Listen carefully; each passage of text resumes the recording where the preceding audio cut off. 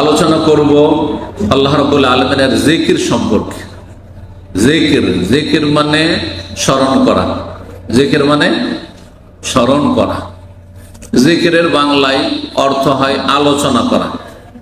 জিকির মানে দ্বিতীয় অর্থ হচ্ছে কি, কারো আলোচনা করা। অমুকের জিকির মানে অমুকের আলোচনা হচ্ছে, কারো কথা উল্লেখ করা।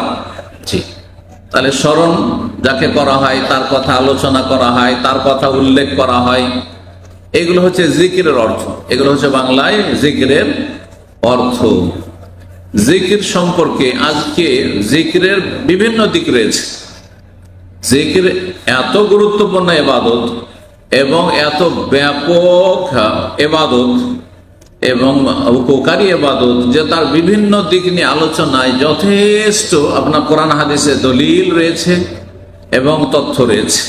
কিন্তু আমরা আজকে আপনাদের সামনে এই অল্প সময়ে 10টি গুরুত্বপূর্ণ সুন্নতি জিকির পেশ করব, যাতে করে সুন্নত মোতাবেক জিকির আজকার করতে পারেন। আল্লাহ যেন তৌফিক দান করেন, আর বেদাতি জিকিরগুলি থেকে বেঁচে থাকার তৌফিক দান করেন। জিকিরও দুই ভাগে বিভক্ত। জিকির হচ্ছে দুই ভাগে বিভক্ত, ফরজ জিকির আর নফল জিকির। ফরজ জিকির আর নফল জিকির। কিন্তু আমাদের দেশের মানুষরা নফল জিকিরটাই বুঝে, ফরজ জিকির বুঝে না। ফরজ জিকির বুঝে না। জিকির মানে কি, কি বললাম বাংলায়? কি? স্মরণ করা, তাই না? আলোচনা করা। তো স্মরণ করা, যা দিয়ে আল্লাহ রাব্বুল আলামিনকে স্মরণ করা হয় সেটি হচ্ছে জিকরুল্লাহ, আল্লাহর জিকির। যা দিয়ে আল্লাহকে স্মরণ করা হয়, কিছু আমাদের কথা কাজ দিয়ে, আমল দিয়ে, বাচনিক ইবাদত দিয়ে এবং অঙ্গ প্রত্যঙ্গের ইবাদত দিয়ে, কর্ম দিয়ে আমরা আল্লাহকে স্মরণ করি, যেগুলি আল্লাহ ফরজ করেছেন, এগুলি হচ্ছে ফরজ জিকির। আর ফরজ ছাড়া আমরা যে আল্লাহকে স্মরণ করি সেগুলি হচ্ছে নফল জিকির, সেগুলি সুন্নত হোক অথবা এমনি নফল হোক। নফলের মধ্যে সুন্নত শামিল, আর যেগুলি সুন্নত নয় কিন্তু বিদআত নয়, আপনি নবী সাল্লাল্লাহু আলাইহি ওয়াসাল্লাম ওই জিকিরগুলি পড়েছেন, কিন্তু আমভাবে পড়েছেন, সাধারণভাবে পড়েছেন, অথবা বিশেষ সময় পড়েননি, কিন্তু আমভাবে আপনি যত বেশি পড়তে পারেন পড়ার অনুমতি রয়েছে এবং কোরআন হাদিসে তার প্রমাণ রয়েছে। সেগুলো হচ্ছে নফল জিকির। তার নফল কথাটি অত্যন্ত ব্যাপক, যাতে নফল এবং তার সাথে সুন্নত যেগুলো সেগুলিও এই ব্যাপক অর্থে নফল, সেগুলি শামিল। আর ফরজ জিকির, তাহলে সংক্ষেপে ফরজ জিকির বলি। ফরজ জিকির কি? আল্লাহ বলছেন ওয়াকিমিস সালাতা লিযিকরি, সালাত কায়েম করো, নামাজ কায়েম করো আমার জিকিরের জন্য। কিসের জন্য? আমার জিকিরের জন্য। তাহলে নামাজ জিকির কি না? নামাজ জিকির না? তাহলে নামাজ সবচেয়ে গুরুত্বপূর্ণ জিকির। তাওহীদের পরে, লা ইলাহা ইল্লাল্লাহর পরে। লা ইলাহা ইল্লাল্লাহ মুখে বলা নাই, মুখে বলা তো নফল কাজ। জন্মসূত্রে মুসলিম হয়েছেন, আপনি তো পেয়েছেন লা ইলাহা ইল্লাল্লাহ, কিন্তু বিভিন্ন সময়ে লা ইলাহা ইল্লাল্লাহ বলছে, এটা নফল সুন্নত কাজ।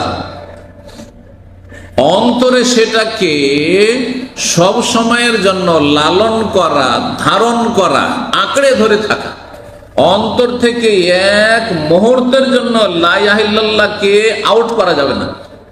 যদি লা ইলাহা ইল্লাল্লাহ, আল্লাহর তাওহীদের কালেমা, আল্লাহ ছাড়া কোনো সত্য মাবুদ নেই, এই কথাটি এক মুহূর্তের জন্য আপনার অন্তর থেকে বেরিয়ে যায়, ওই সময় ওই মুহূর্তে আপনার না মুসলিম না কাফের? কাফের না? তাহলে বোঝা গেল যে অন্তরে যে কালেমার জিকির বা তৌহিদের জিকির, তৌহিদের জিকির বা লা ইলাহা ইল্লাল্লাহ আল্লাহর জিকির, সেটা সব সময় ধরে রাখতে হবে যতক্ষণ হুঁশ আছে। হুঁশ নেই, ঘুমিয়ে গেছেন, মাফ। জাগলেই যেন আল্লাহর কথা এখানে বসে আছে, আল্লাহর কথা বসে আছে, যেটাকে কোনো শক্তি আমার কাছ থেকে কেড়ে নিতে পারবেন না, একজন মুসলিমের কাছ থেকে কেড়ে নিতে পারবেন না। হ্যাঁ, কোনো প্রলোভন দিয়েও কেড়ে নিতে পারবেন না, আর কোন রকমের জুলম অত্যাচার করে জীবন নাশ করেও কেড়ে নিতে পারবেন না, মেরে ফেলে দিলেও কেড়ে নিতে পারবেন না। তার অন্তরের উপর রাজত্ব একমাত্র আল্লাহর চলে। অন্তরের উপর হুকুমত কোন মানুষের চলে না। যারা জুলম অত্যাচার করে আপনার আমার শরীরকে গোলাম বানিয়ে নিতে পারে, আপনার জবান দ্বারা উল্টো পাল্টা কথা বলিয়ে নিতে পারে, কিন্তু আপনার অন্তরকে ফিরাতে পারে না একমাত্র আল্লাহ ছাড়া। মুকাল্লিবুল কুলুব আল্লাহ রব্বুল আলামিন একমাত্র অন্তরের পরিবর্তনকারী, মুকাল্লিবুল কুলুব আবর্তন বিবর্তনকারী। ইয়া মুকাল্লিবাল কুলুব সাব্বিত কলবি আলা দীনিক। নবী সাল্লাল্লাহু আলাইহি ওয়াসাল্লাম সবচেয়ে বেশি যেই দোয়া পড়তেন তার একটি হচ্ছে এটি, হে অন্তরের আবর্তন বিবর্তনকারী, সাব্বিত কলবি। যে কোনো সময় অন্তর পাল্টে যেতে পারে, ফিরে যেতে পারে, দূরে সরে যেতে পারে, শুধু আমার অন্তরকে, হৃদয়কে তোমার দ্বীনের ওপর প্রতিষ্ঠিত রাখো, সুদৃঢ় রাখো। তো ফরজ জিকির হচ্ছে কালিমা তাওহীদ অন্তরে সবসময় থাকা, আর তারপরেই তার বহি প্রকাশ হচ্ছে 5 ওয়াক্ত নামাজ পড়া। এটা ফরজ জিকির, জিকিরুল্লাহ। আর এর জন্য ডাক দেওয়া হয় আজানে। এই জন্য আজানের বাক্যগুলি আল্লাহর জিকির, আল্লাহর কথা স্মরণ করানো হচ্ছে আপনাকে। হাইয়া আলাস সালাহ, হাইয়া আলাল ফালাহ। জি, আল্লাহু আকবার দিয়ে শুরু করা হচ্ছে, লা ইলাহা ইল্লাল্লাহ, সব আল্লাহর জিকির। শুধু আজান, ইকামত আল্লাহর জিকির। এখন 10 রকমের জিকির, কথা না বাড়িয়ে এক একটি করে পয়েন্ট আপনাদের সামনে পেশ করি, যাতে করে আপনারা বহুমুখী জিকির করতে পারেন। কেউ হয়তো একটি জিকিরই পড়ছেন, শুধু আস্তাগফিরুল্লাহ পড়তে আছেন, কেউ হয়তো শুধু লা ইলাহা ইল্লাল্লাহ পড়তে আছেন, কেউ হয়তো সুবহানাল্লাহ পড়তে আছেন না। 10 রকমের জিকির আজকে আপনাদের শুনিয়ে দেবো, যাতে করে ফরজের পরে বেশি বেশি সুন্নত নফলের ব্যালেন্স নিয়ে আল্লাহর কাছে হাজির হইতে পারে। যার যত বেশি নেকের ব্যালেন্স হবে, হ্যাঁ, যত বেশি আখিরাতের সম্বল হবে, আর তা হচ্ছে নেকি, সে তত বেশি আল্লাহর কাছে সম্মানিত হবে এবং আল্লাহর আযাব থেকে তত বেশি সে নিরাপদ হবে, দুনিয়াতেও আখিরাতে। আর নেকি হচ্ছে ফরজ কাজ, আর তারপরে সুন্নত নফল কাজ। সুতরাং আমি এই 10টি যে বর্ণনা করব সেগুলি সবগুলি সুন্নত নফল জিকির আজকার, ফরজ জিকির আজকার না। ফরজ জিকির হচ্ছে ইসলামের বিধিবিধান পালন করা। এই যে রমজান মাসে রোজা রাখছেন, কিসের জন্য? সারাদিন খাচ্ছেন না, হ্যাঁ, পান করছেন না, কেন? আল্লাহকে স্মরণ আছে, আল্লাহর জিকিরের জন্য রোজা। সমস্ত ইবাদত আল্লাহর জিকিরের জন্য। যাকাত দিচ্ছেন কেন? মনে করে যে আমার এত টাকা আছে, এত টাকা যাকাত দিতে হবে। কে আপনাকে বাধ্য করছে? কেউ তো জানে না আপনার ব্যালেন্সের কথা। আল্লাহকে স্মরণ আছে, সেই জন্য আপনি যাকাত দিচ্ছেন। কেন হজ করছেন আপনি? কেন উমরা যাচ্ছেন আপনি? হ্যাঁ, কেন অন্তর আল্লাহর ভয় রাখছেন? কেন গুনাহ থেকে বেঁচে থাকছেন? এমন এমন জায়গা আছে যেখানে আপনাকে আল্লাহ ছাড়া কেউ ধরতে পারবে না, টেরও পাবে না যে আপনি এখানে হারাম খেয়েছেন না হারাম করেছেন না পাপ করেছেন। হ্যাঁ, ধরতেই পারবে না, কোনো সরকারও ধরতে পারবে না। তারপরে একজন মুমিন কেন এত সচেতন? গুনার ধারে কাছে নেই, পাপ থেকে অনেক দূরে, আল্লাহকে স্মরণ আছে, সেই জন্য আল্লাহর জিকির তার অন্তরে আছে। এই জন্য হজ যে সমস্ত কাজগুলির ক্ষেত্রে নবী সাল্লাল্লাহু আলাইহি ওয়াসাল্লাম বলছেন এগুলি আল্লাহর জিকির কায়েম করার জন্য। এমন জামরায় পাথর মারছেন আপনি, সাফা মারওয়ার আপনি সাই করছেন, আর তারপর আরো যে সেবাদবন্দি করছেন, কুরবানি করছেন, সবগুলি ইকামাতে জিকিরিল্লাহ, হ্যাঁ, আল্লাহর জিকির কায়েম করার জন্য রাসূলের হাদিসে রয়েছে। তো দ্বীন ইসলামের উদ্দেশ্য হচ্ছে আল্লাহ, যিনি আমাদের সবকিছুর মালিক, যিনি সবকিছুর দাতা, তাকে সবসময় স্মরণে রাখা ফরজের মাধ্যমে, আর ফরজের অতিরিক্ত হচ্ছে সুন্নত নফলের মাধ্যমে। তাহলে সুন্নত নফল জিকির বলি। 1 নম্বরের জিকির হচ্ছে তাহলিল। তাহলিল কাকে বলেন দেখি? হ্যাঁ, তাহলিল যে বলবে প্রাইজ নিয়ে যাবে। তাহলিল কাকে বলে? তসবিহ তাহলিল শোনেননি আমাদের দেশে? তসবিহ কাকে বলে? তসবিহ কাকে বলে? হ্যাঁ, সুবহানাল্লাহ। তাহলিল কাকে বলে? কে বললো? লা ইলাহা ইল্লাল্লাহ। মাশাআল্লাহ, যে লা ইলাহা ইল্লাল্লাহ বলেছে প্রাইজ নিয়ে যাবে। তাহলিল হাল্লাল্লাহ ইউহাল, তাহলিল মানে লা ইলাহা ইল্লাল্লাহ বলা। তাহলিল মানে লা ইলাহা ইল্লাল্লাহর জিকির। দেখেন আমাদের দেশে জিকির আছে, কিন্তু সুন্নত ছাড়া সবই আছে। বিনা বাড়াবাড়িতে বলছি, বেদাতে জিকির আছে, বেদাতে জিকির আছে, শিরকি জিকির আছে। লা ইলাহা ইল্লাল্লাহর সাথে মুহাম্মাদুর রাসূলুল্লাহ, একটু মহব্বতের সাথে জিকির করেন। আর সুর করে ধরিয়ে দিল কি, লা ইলাহা ইল্লাল্লাহ মুহাম্মাদুর রাসূলুল্লাহ। আরে জিকির আল্লাহ না রসুলের?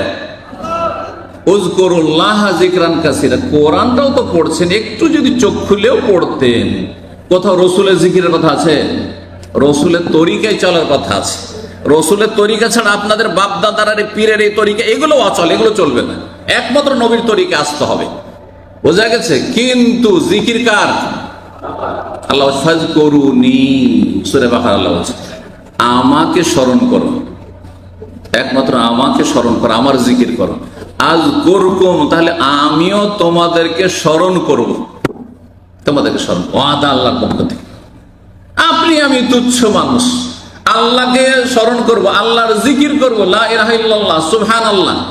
আল্লাহ তার আরশে আজিমে অসংখ্য ফেরেশতার সামনে আমার আপনার কথা, একজন ক্লিনার যে জিকির করছে, একজন গরিব পথের ফকির যে জিকির করছে, স্মরণ করছে সুন্নতি তরিকায়, তার কথা আলোচনা করছেন, তাকে স্মরণ করছেন, তার কথা উল্লেখ করছেন ফেরেশতার সম্মুখে। সুবহানাল্লাহ, চিন্তা করুন জিকির তাহলে কত ফজিলতের জিনিস। জিকির একমাত্র একটি ইবাদত, যেই ইবাদত যত বেশি করবেন তত করতে বলা হয়েছে। নামাজ যত পড়ো বলা হয়নি, রোজা যত রাখো বলা হয়নি, হ্যাঁ, কিন্তু কি বলা হয়েছে? উযকুরুল্লাহ যিকরান কাসীরা, খুব বেশি বেশি যতবার আল্লাহর জিকির আজকার করো, যতবার আল্লাহর জিকির আজকার করো। জি, এক নম্বর, হ্যাঁ বলছিলাম যে আমাদের দেশে একটি বেদাতি জিকির, আর সেটাও যদি নিয়ত করে যে আমি আল্লাহর সাথে নবীর জিকির করছি, আল্লাহর সাথে নবীর জিকির করছি, তো এইটা সুন্নতি জিকির হলো না শিরকি জিকির হলো? নবীর জিকির করা শিরকি জিকির, নবীর জিকির নয়। নবীকে মানার জন্য, নবীকে সিজদা করার জন্য নয়। ভালো করে শুনে রাখেন, তাওহীদ বুঝেন এবং তাওহীদকে আঁকড়ে ধরেন, শিরক বুঝেন এবং শিরক থেকে মুক্তি লাভ করেন, না কখনো জান্নাত পাবেন না। তাই লা ইলাহা ইল্লাল্লাহ মুহাম্মাদুর রাসূলুল্লাহ যারা জিকির করছে, করাচ্ছে, তারা শিরকি জিকির করছে। হয়ে গেল। তাহলে আর একটা জিকির আছে আমাদের দেশে, বক্তার জিকির। এটা তো হয়ে গেল জনসাধারণকে ধরিয়ে দিল। আর তারপরে যে সুর ধরে জিকির, ঝাঁকে ঝাঁকে জিকির, দলবদ্ধ জিকির, একই আওয়াজে একবারে একসাথে জিকির, এটা বেদাতি জিকির। তাহলে এই যে আমাদের দেশের মাহফিলের জিকির একটু মহব্বতের সাথে, এটা বেদাতি জিকির। আর মুহাম্মদ রাসূলুল্লাহ যদি জিকির করা হয় তাহলে কি হলো? শিরকি জিকির হলো। ভালো করে শোনা। বক্তার জিকির জানেন, আমাদের দেশের বক্তারা এমন নয় যে আমার মতো, হ্যাঁ পানিটাও নাই, হ্যাঁ আজকে না হয় রোজা, এমনি সময় অনেক সময় পানিও থাকে না। আমাদের দেশে দুধ থাকবে, হ্যাঁ শরবত থাকবে, আর বাতাস করতে আছে, হ্যাঁ মুরিদানরা, ঠিক না? তো ওই সময় একটু মহব্বতের সাথে জিকির না করালে 5 ঘন্টা 4 ঘন্টা 3 ঘন্টা লাখ টাকা নিয়েছে, কিছু তো দেখাইতে হবে, তাই না? একটু রেস্ট করা তো লাগবে। যার ফলে একটু জিকির করেন মহব্বতের সাথে। আর এই বেদাতি মোল্লা বক্তার জিকির হচ্ছে বলো লা ইলাহা, আর আপনাদের জিকির হচ্ছে লা ইলাহা ইল্লাল্লাহ। বাকিটা পুরা করেন, বক্তা লা ইলাহা বলে থামে না। ইউটিউবে অনেক বেদাতি বক্তাদের এই বেদাতি জিকির, শিরকি জিকির পাবেন, কুফরি জিকির পাবেন, যে লা ইলাহা বলে স্টপ করছে। আচ্ছা, আপনি কমন সেন্সে আরবি এতটুকু বোঝেন তো, লা মানে না, আর ইলাহ মানে মাবুদ। তো লা ইলাহা মানে কি? মাবুদ নেই, ইলাহ নেই। যেই ব্যক্তি এইটা বলে থেমে গেল, যেই বক্তা, সে কুফরি করলো না? কুফরি কথা বললো না? যতক্ষণ ইল্লাল্লাহ না বলবে ততক্ষণ এটা কার্ল মার্কসের জিকির হবে, এটা কমিউনিস্টের জিকির হবে, বুঝা গেছে না? এটি নাস্তিকতা হবে, নাস্তিকদের জিকির। ইলাহ নেই, হ্যাঁ আল্লাহ নেই, ওপরওয়ালা বলে কিছু নেই, সব হচ্ছে ন্যাচারাল, সব হচ্ছে প্রাকৃতিক, আমরা এমনিতে তৈরি হয়ে গেছি অটোমেটিকলি। নাস্তিকদের জিকির। তাহলে চিন্তা করুন তো দেখি, তাহলে আমাদের সমাজে যা হচ্ছে, কি হচ্ছে, তাহলে ধর্মের নামে দুটো হইল, মুহাম্মদ রাসূলুল্লাহ বাড়াইলে শিরকি জিকির হলো। আল্লাহ ইলাহা যে বক্তার আর ইল্লাল্লাহ কমপ্লিট করলো না, ইনকমপ্লিট রেখে অর্ধেক পড়ে, তাহলে এটা নাস্তিকদের যে কুফরি জিকির হইল। আরো বেদাতি জিকির বলছে সাধারণ পাবলিকের জিকির লা ইলাহা ইল্লাল্লাহ, এক শ্রেণীর সুফিরা শিখাচ্ছে। এটা সাধারণ লোকদের জিকির। আর যারা একটু খাস হয়েছে ওদের জিকির হচ্ছে ইল্লাল্লাহ ইল্লাল্লাহ জিকির। কি জিকির? লা ইলাহা, অত লম্বা বলতে হবে, কি বলতে হবে? ইল্লাল্লাহ ইল্লাল্লাহ ইল্লাল্লাহ। এটা বেদাতি জিকির, গুমরাহি, এর পরিণাম জাহান্নাম। কুল্লু বিদআতিন দালালা কুল্লু দালালাতিন ফিন্নার। এটা কি? আবার বলছি, নবী সাল্লাল্লাহু আলাইহি ওয়াসাল্লাম, সাহাবী একজন এইরকম জীবনে কেউ জিকির করেন। আচ্ছা, জিকিরের হুকুমটা আগে নবীকে হয়েছে না আপনাকে, আপনার মোল্লাদেরকে হয়েছে? কাকে হয়েছে? আগে নবীকে না, তারপরে সাহাবায়ে কেরামদেরকে না? তো নবী সাল্লাল্লাহু আলাইহি ওয়াসাল্লাম সেটা প্র্যাকটিক্যাল করেছেন না করেন, আমল করেছেন না করেননি? ওই আমলটা দেখতে হবে না? যে আল্লাহ যে বলেন উযকুরুল্লাহ, তো আল্লাহর জিকির করো, ফাযকুরুনি, নবী কিভাবে আমল করেছেন আপনার সেই তরিকায় জিকির আসতে হবে না?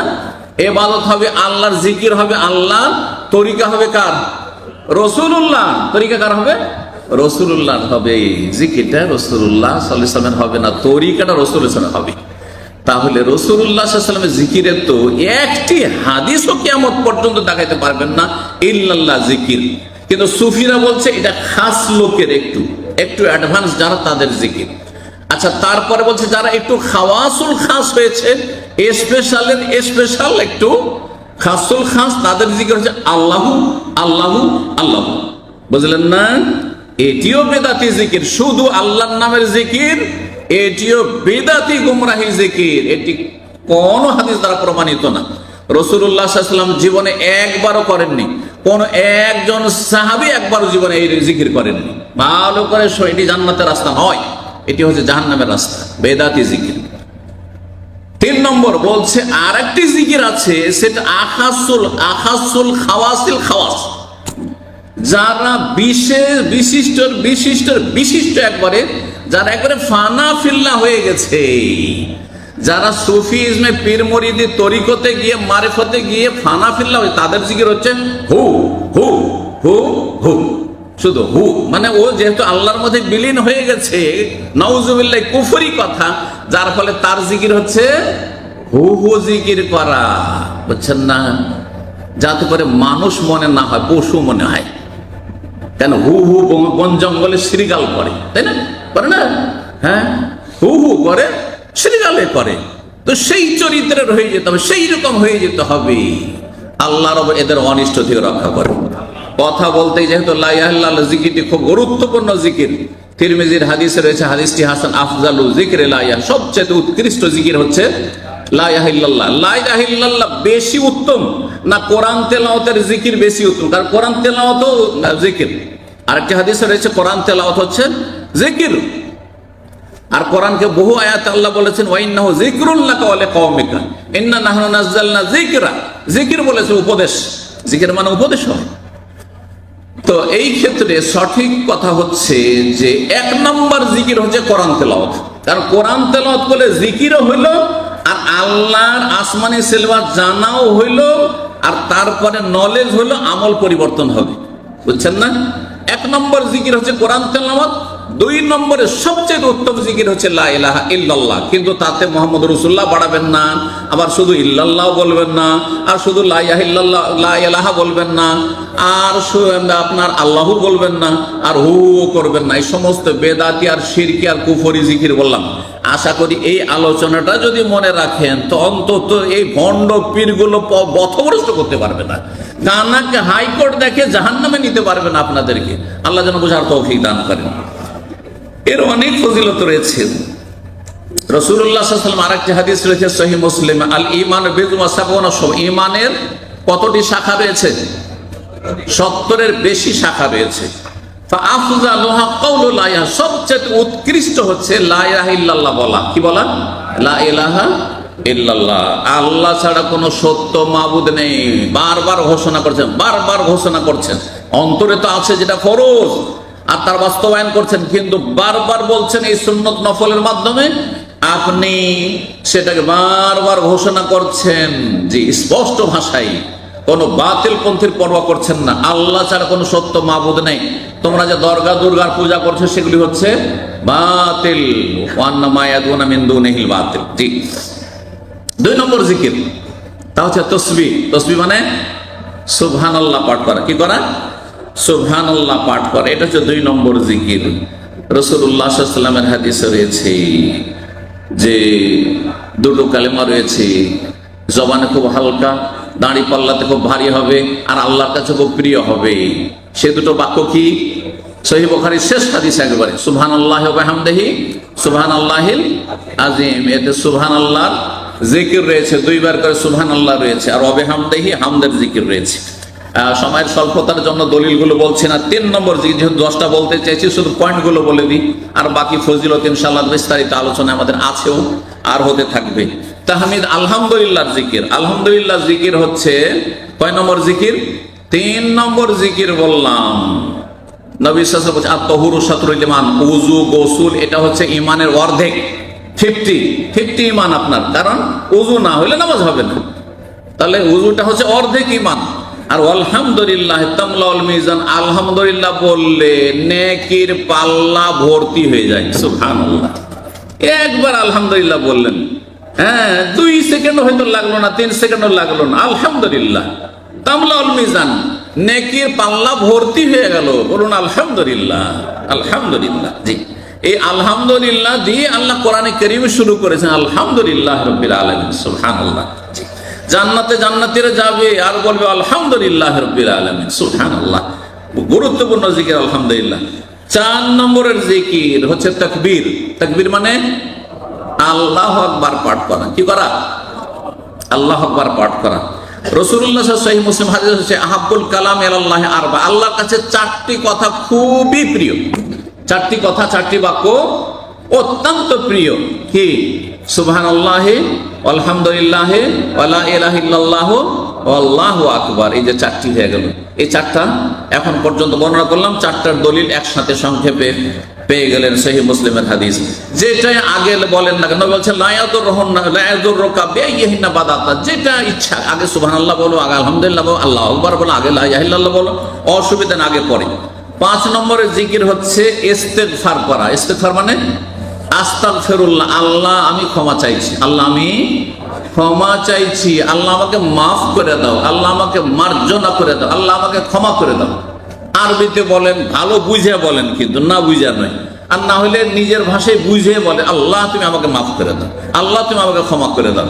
এই হচ্ছে ইস্তেগফার। তার সাথে তওবা যদি মিলিয়ে নেন, বলেন আস্তাগফিরুল্লাহ ওয়া আতুবু ইলাইহি, আস্তাগফিরুল্লাহ আল্লাযী লা ইলাহা ইল্লা হুয়াল হাইয়ুল কাইয়্যুম। বিভিন্ন ভাষায় এইরকম সাইয়্যিদুল ইস্তেগফার, ইস্তেগফার বিভিন্ন বাক্য রয়েছে। কম পক্ষে যদি আস্তাগফিরুল্লাহ বলেন যথেষ্ট হয়ে গেল। নবী সাল্লাল্লাহু দিনে 70 বারের বেশি আস্তাগফিরুল্লাহ পাঠ করতেন। অন্য হাদিসে রয়েছে 100 বার করে আমি আস্তাগফিরুল্লাহ পাঠ করি। রাসূলুল্লাহ সাল্লাল্লাহু আলাইহি ওয়াসাল্লাম আস্তাগফিরুল্লাহ পাঠ করতেন, অথচ রাসূলুল্লাহ সাল্লাল্লাহু আলাইহি ওয়াসাল্লাম ভুল ভ্রান্তি নেই, মাসুম।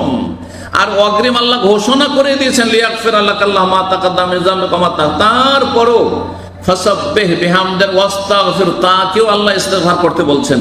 তাহলে আমি আপনি কোথায়? বেশি বেশি আল্লাহর কাছে ক্ষমা চান, আল্লাহ যেন আমাদের গুনাহ খাতা মাফ করে দেন, কবিরা সগীরা মাফ করে দেন। 6 নম্বর জিকির হচ্ছে আল্লাহর কাছে আশ্রয় কামনা করা বিতাড়িত শয়তান থেকে। আউযু বিল্লাহ, সংক্ষেপে আউযু বিল্লাহ, আল্লাহর কাছে আশ্রয় চাইছি।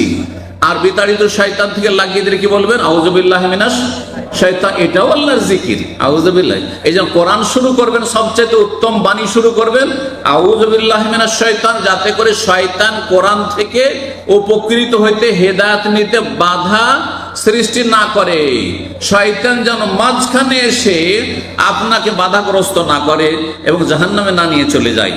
আউযু বিল্লাহ পাঠ কর। কোন জায়গায় আপনি অবতরণ করছেন, যে কোনো জায়গায়, স্টেশনে নামছেন, এয়ারপোর্টে নামছেন, কোনো অমুসলিম দেশে নামছেন, খারাপ জায়গায় নামছেন, কোনো অপরিচিত লোক নাই সেখানে নামছেন, দুশ্মনের ভয় আছে, ডাকাতের ভয় আছে, ছিনতাইয়ের, আউযু বিকালিমাতিল্লাহি তাম্মাতি মিন শাররি মা খালাক। রাতের অন্ধকারে ভয় লাগছে, জিন শয়তান বলে বলেন আউযু বিকালিমাতিল্লাহি তাম্মাতি মিন শাররি মা খালাক। অফিসে বড় হিংসুক আছে, জালেম আছে, তারা আপনাকে এক্সিট লাগাবার চেষ্টা করছে, বের করার চেষ্টা করছে, বলেন আউযু বিকালিমাতিল্লাহি তাম্মাতি মিন শাররি মা খালাক। সহিহ মুসলিম, লাম ইয়াদুররুহু শাইউন, কোনো কিছুই আপনার ক্ষতি করতে পারবে না, যতই চেষ্টা করুক না। বহু লোক হিংসা করে, শত্রুতা করেছে, তারা কি চলে যেতে হয়েছে, কিন্তু যারা এই আমলগুলি করে তারা আপন জায়গাতে বহাল আছে। আল্লাহ যেন এই জিকিরগুলি করার তৌফিক দান করেন। সহিহ মুসলিমের সেই হাদিসের দিকে ইঙ্গিত করে দিলাম। 7 নম্বর জিকির হচ্ছে বিসমিল্লাহ পাঠ করা। বিসমিল্লাহ, যে কোনো ভালো কাজ শুরু করবেন কি বলবেন? বিসমিল্লাহ। খেতে বসছেন বিসমিল্লাহ, খাওয়া দাওয়া শুধু নাই, এক গ্লাস পানি, এমনি পানি খাচ্ছেন আপনি, বলে বিসমিল্লাহ। চা খেতে যাচ্ছেন বিসমিল্লাহ, কাউকে খাবার উঠিয়ে দিচ্ছেন, বেড়ে দিচ্ছেন, বলে বিসমিল্লাহ। কথা বোঝা গেছে? এমনকি বাথরুমেও যাচ্ছেন, যখন বিসমিল্লাহ পড়লে শয়তান অন্ধ হয়ে যাবে, জিন শয়তান, আর আপনার লজ্জা স্থান দেখতে পাবে না। 7 নম্বর জিকির হয়ে গেল। এগুলোর দলিল রয়েছে, সময় স্বল্পতার জন্য বললাম। 8 নম্বর জিকির হচ্ছে হাউকালা পড়া, মানে লা হাওলা ওয়ালা কুওয়াতা ইল্লা বিল্লাহ। আল্লাহ, আমার কোনো ক্ষমতা নেই তোমার ক্ষমতা ছাড়া, তুমি যদি ক্ষমতা না, আমার কোনো ক্ষমতা নেই, শরীরের ক্ষমতা নেই, মানসিক শারীরিক আর কোন রকম ক্ষমতা নেই, আর্থিক সব ক্ষমতার মালিক তুমি। লা হাওলা ওয়ালা কুওয়াতা ইল্লা বিল্লাহর অনেক বেশি ফজিলত রয়েছে। 9 নম্বর জিকির হচ্ছে দুরুদ পাঠ করা, সালাত পেশ করা। একবার যদি পড়েন তো 10 বার আল্লাহর রহমত নাযিল হবে। সাল্লাল্লাহু আলাইহি ওয়াসাল্লাম, আল্লাহুম্মা সাল্লি ওয়া সাল্লিম আলা নাবিয়িনা মুহাম্মদ, আল্লাহুম্মা সাল্লি আলা মুহাম্মদ, আল্লাহুম্মা বারিক আলা মুহাম্মদ, এইভাবে পাঠ করবেন। 10 নম্বর জিকির, যেটা সবচেয়ে উত্তম জিকির, সেটা হচ্ছে কোরআনে কারীম তেলাওয়াত করা। যত বেশি তেলাওয়াত করবেন, যত বেশি মুখস্থ করবেন, যত বেশি রিভাইজ করবেন, যত বেশি আপনি কোরআনের সাথে